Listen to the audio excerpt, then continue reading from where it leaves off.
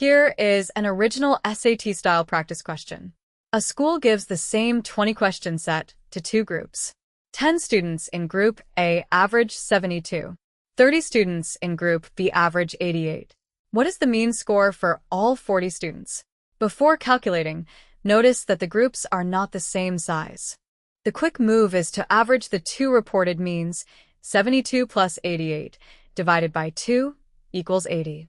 That arithmetic is clean, but it quietly gives one group and the other group equal influence, even though one group has 3 times as many students. You may have answered a different question without noticing. A mean is a compressed total points divided by number of students. So undo the compression before combining the groups. Group A contributes 10 times 72, or 720 points. Group B contributes 30 times 88, or 2,640 points.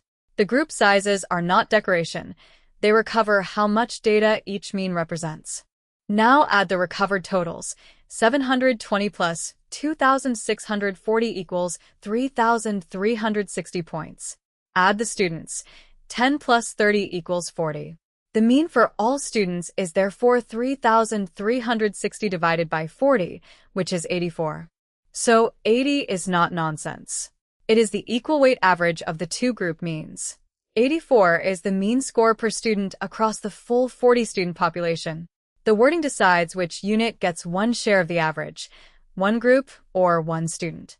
The same calculation can be written as a weighted mean, 10 times 72 plus 30 times 88, all divided by 10 plus 30. The 30-student group supplies 3 times as many student observations, so its mean must pull the combined result closer to 88. 84 passes that sanity check. It lies between 72 and 88, closer to the larger group score. When a question combines averages, use 4 moves.